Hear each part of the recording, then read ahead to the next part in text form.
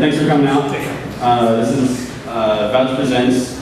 For those of you who haven't been here, it's the reading series portion of what I do over here at the table, which is all small press books over there, which small press books are essentially somebody who loves to read, and they didn't see, or they aren't seeing necessarily what they want to read coming out of the big New York houses or whatever, and so they just decided to put out literature themselves. A lot of them are writers themselves and have friends who are writers whom they respect, and kind of started gathering manuscripts and designing them and putting out books.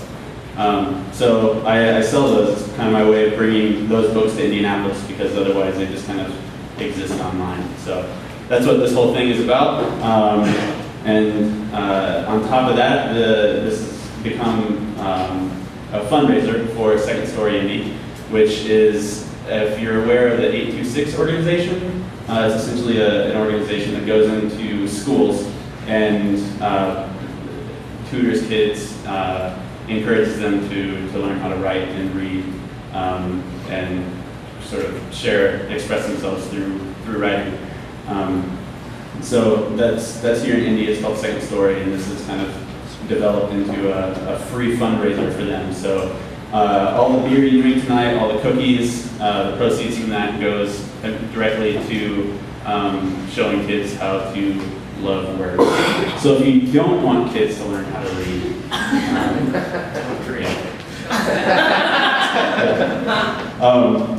so yeah, all that's over there. We'll have a little intermission after the first couple of readers and stuff. And yeah, I want to say thanks to the readers. Thanks for you guys for coming. The readers especially, because they're kind of coming here hoping to make money off their books, because we're poor and can't pay them. So some of them have books over there.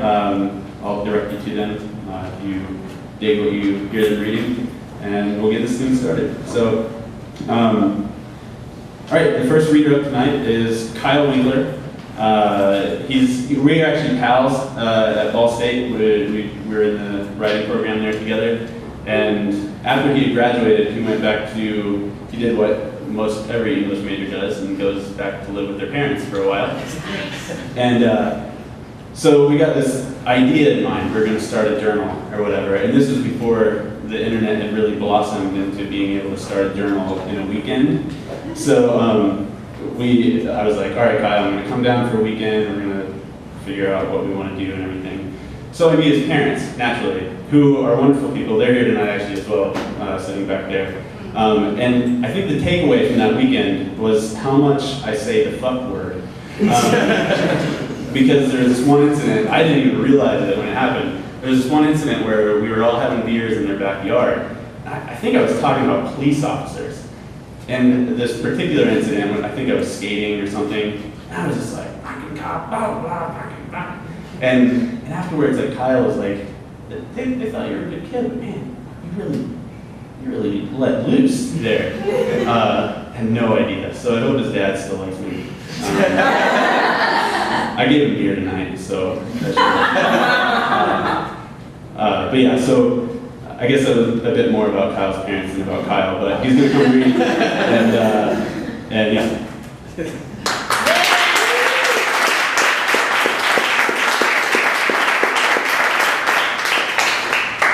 Can I just move your book over here a little bit? Yeah.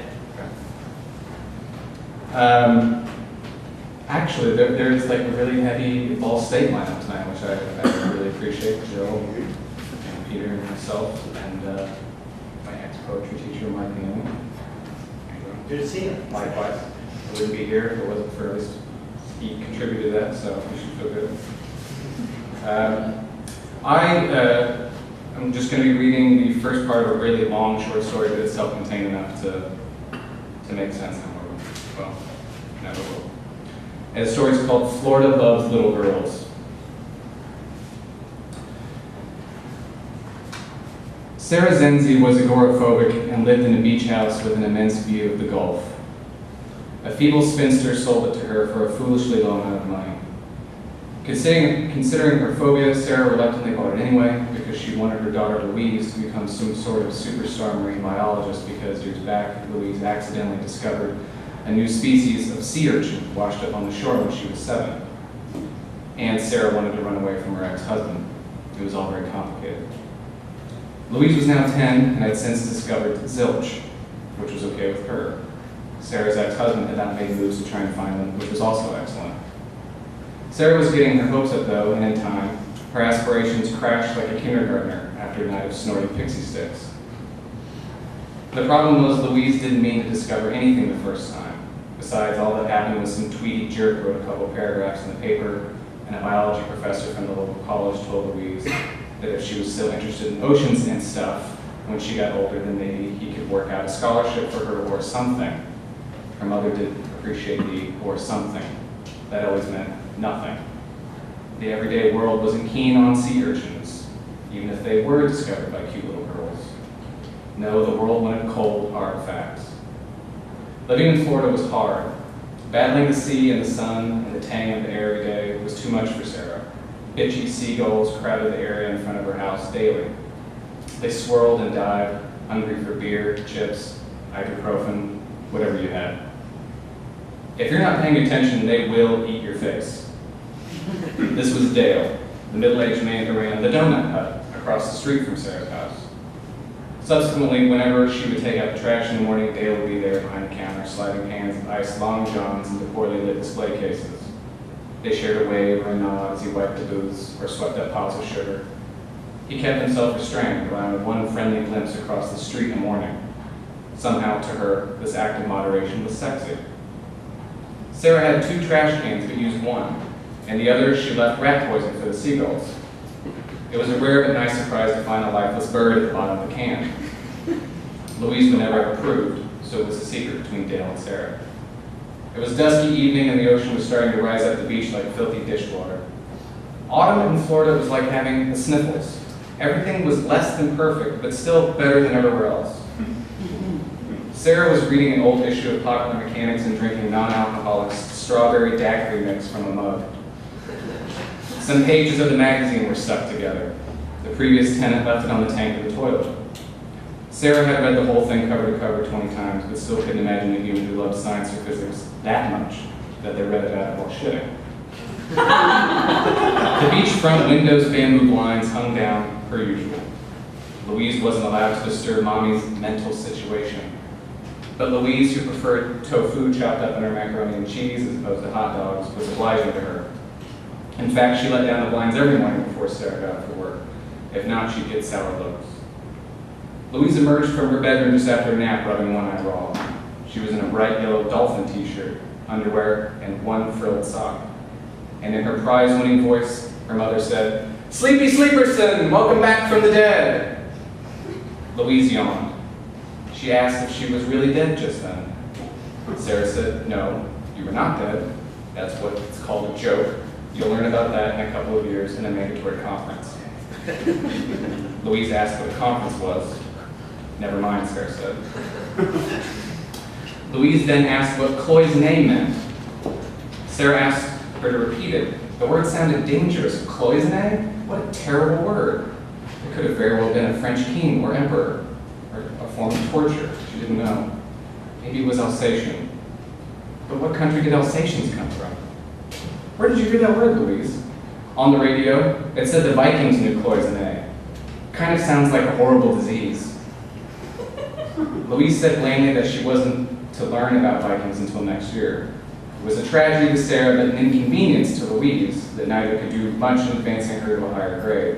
The principal, a tall, shaggy woman, said it wouldn't behoove Louise socially to place her into such a foreign setting. She actually said behoove, like no one had ever used the word before. People say the stupidest things, Sarah. Before they left, Sarah told the principal to drink a little, then maybe drive.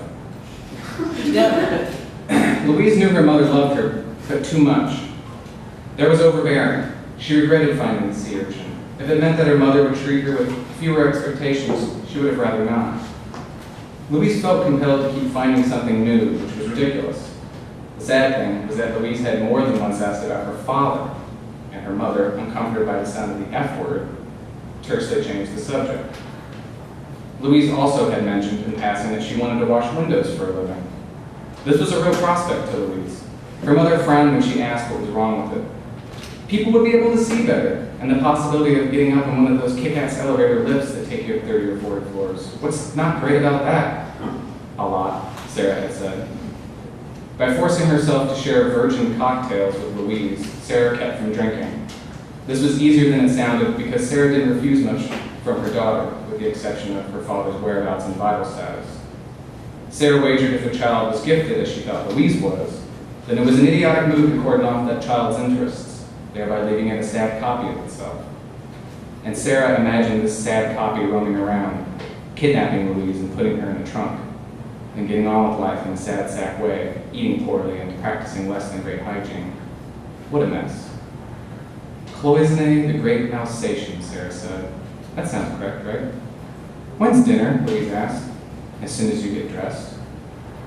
Teenagers had been flogging trash cans and mailbox posts with bats and rebar. This had to be a ritual. Sarah remembered adolescence as a really lame cult. Teens could have worn black hooded cloaks and carried torches. Sarah wouldn't have been surprised. That's why it was so important to positively facilitate Louise's childhood, to keep her from becoming a druid. Yes, a mindless, sex-crazed druid, lustfully destroying private property. How's my mental situation, Mom? Louise asked. I don't know. Are you stressed out? A little. Oh yeah, what about? My birthday. Sarah threw up her hands. Mom, I'm old. You can't be stressed about that. But I am, Louise said. All right, Methuselah, Sarah said, get dressed. The TV was on the Weather Channel. What the announcer was saying did not match what was outside. Sarah said, meteorologists get away with murder. Louise mimicked the TV and began pointing at invisible shapes and animated graphics like the weather woman. The miming turned into a hula dance. What do you want for your birthday, Lou? A beard, she said. Pardon? A giant beard. Child, why are you insane? I can hide stuff in it like pencils and coins. Clearly you've never had a beard. Louise stopped dancing. She was deadly serious. I'll never grow a beard, will I? Of course not until after menopause. Sarah brought her hands together between her legs. Wouldn't you rather go to SeaWorld? Louise saw her mother as sad. Dr. Flenderson said it was a fluke, Mom. Dr. Flenderson was the oceanographer who worked at the university where Louise's discovery was confirmed. He had a gray beard and patches on his coat. He never addressed Louise, always talked to Sarah. He begrudgingly confirmed the discovery as if they were trying to return faulty stereo equipment to the store. Yeah, well, that guy was a jealous prick. Sarah turned her head from Louise. Then she stood up and put her half-empty mug in the sink. A prick is like a penis, right? Louise said. Sarah wasn't paying attention. Yeah, she said, like a penis, but worse. Louise asked what's worse. Her mother hesitated, then nodded as if confirming her own worst fears. Spikes. A penis with spikes. Thank you.